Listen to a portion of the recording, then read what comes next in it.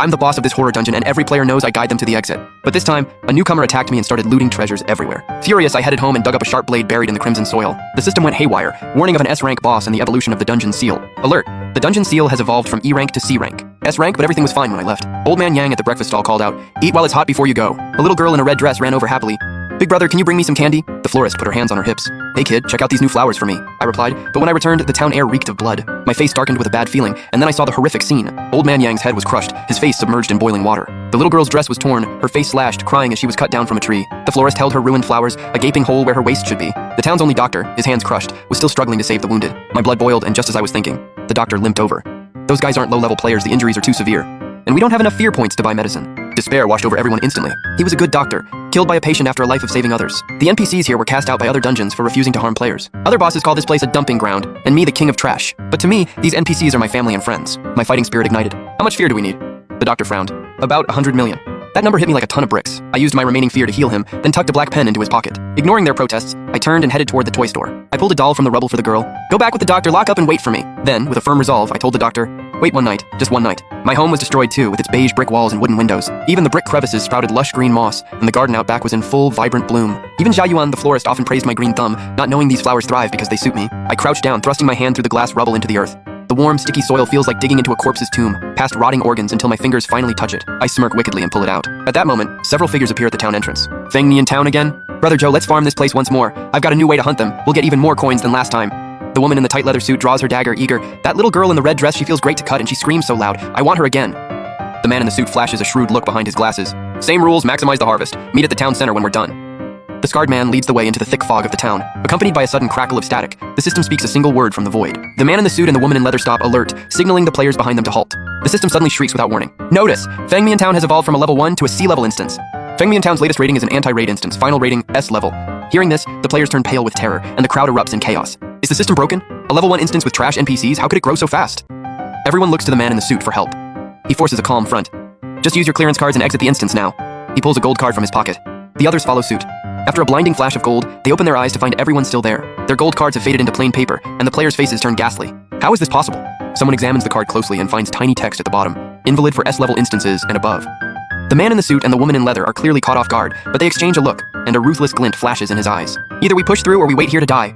He leads the woman into the instance. Even trembling with fear, the other players have no choice but to follow. No one notices me hiding in the shadows, looking down at them with a cold sneer. The blade in my hand, long thirsty for blood, pulses with restlessness, but I hold it back. My goal is to farm fear points.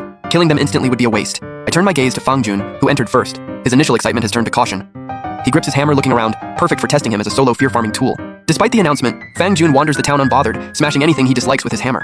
He shouts occasionally, "A, B, C, or D, get out here and face me." I quickly grabbed an oil drum and started banging on it, the letter in my mouth revealing his player profile. It turns out he bullies the weak, because his gambling father, sick mother, and dropout brother remind him of his own misery. He even used to cry his heart out at school. Suddenly, a few familiar words caught my eye, and I immediately started a call. "It's Lin Su, I need to borrow a few NPCs."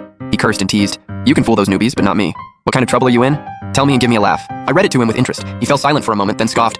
"They're all yours." Fang Jun suddenly stopped as the thick fog cleared, revealing the blood-stained Jingyang Middle School. The rusted gate stood wide open, dead silent inside, making Fang Jun swallow hard in fear. "This cursed Feng Mi in town, why is our school here?" He slammed his hammer against the gate and immediately backed away, yet moments later he reappeared at the school gate, his fear meter ticking up by 5. He kept repeating this until the lights flickered on, with shadows moving and noise erupting from the classrooms. Compared to the suffocating darkness behind him, the fog seemed almost welcoming. Fang Jun gripped his hammer nervously, then saw someone pass by, a guy with a bowl cut and thick glasses, and quickly ducked his head in panic. Fang Jun relaxed, cursed. "Why is that punching bag running?" and chased him into the school. I looked up at the girl watching everything from the windowsill. "It's all yours, just one request." He made a face at me, signaling me not to worry. They were all victims of Fang Jun's bullying. Some lost their lives, others had their futures ruined, so it was time for them to vent their rage. Still worried, I took out my teacher ID and followed them in. I heard Fang Jun's screams coming from the restroom at the end of the hall. I watched the fear meter climb with satisfaction, but soon after, the student with glasses flew out and crashed into the hallway. I stepped forward, intending to use my teacher status to scold him and check on him. The toilet stalls had turned into blood vortexes, dragging Fang Jun down. He struggled, throwing out talismans to pull himself free. "Teacher, he tricked me in here and pushed me into the blood pool. He's trying to kill me." I looked back, and the student with glasses tilted his head and played dead on the floor. "Where's the proof? You're holding a giant hammer. Do you think I'm blind?" Back then, the student with glasses was bullied until he finally fought back, only to be framed by Fang Jun. He's shouting to the whole world that I hit him. The evidence is in his hands. He's clearly been bullying the kid with glasses. He lives with his grandma and limped to school when called, even falling down in his rush. I pointed to the floor. "What blood pool? This is clearly a cesspit." Instantly, the bathroom returned to normal, though his foot was still covered in filth. Fang Jun's face turned red, and he smashed his hammer into the floor, cracking the tiles. "I don't care if you're a player or a ghost, you're all going to die for messing with me." I reached out and snatched the hammer from him. As I waited, the dungeon's fear level suddenly spiked. It all clicked. Fang Jun hasn't changed. His current boldness is just from having a prop. I simply declared it confiscated, and Fang Jun lunged to grab it back. That's a weapon I earned after clearing 6 dungeons. I dodged him easily and made something up. School rule number 11, no dangerous items in the teaching area. Violators face severe punishment. I was betting he had no idea what the school rules actually were. Fang Jun scowled and pulled a folding knife from his pocket. He sneered, I never left Feng Mi in town. These ghosts are paper tigers, you think I'm scared? I smiled and squeezed my hand. The ghost shattered like tofu, scattering into pieces. At the bathroom door, a girl in a uniform held a red notebook writing as she spoke. Fang Jun is carrying a prohibited weapon and threatening a teacher. Major disciplinary action. The girl closed her notebook. Go to the dean's office and reflect. Fang Jun let out a yell and lunged at me with the knife. With a casual flick, I snapped his wrist. I spun the knife in my hand and stepped closer. Disobedient children die. He screamed and bolted out, only to stop in the hallway. The hallway was dead silent, packed with students wearing cold, blank expressions. As he passed, they reached out to grab him, making Fang Jun shriek in terror. By the time he reached the dean's office, he had almost no props left. Behind the open door, a figure emerged. The middle-aged teacher's face was bloated and waterlogged. Mud crawled behind his glasses as he grinned. We meet again.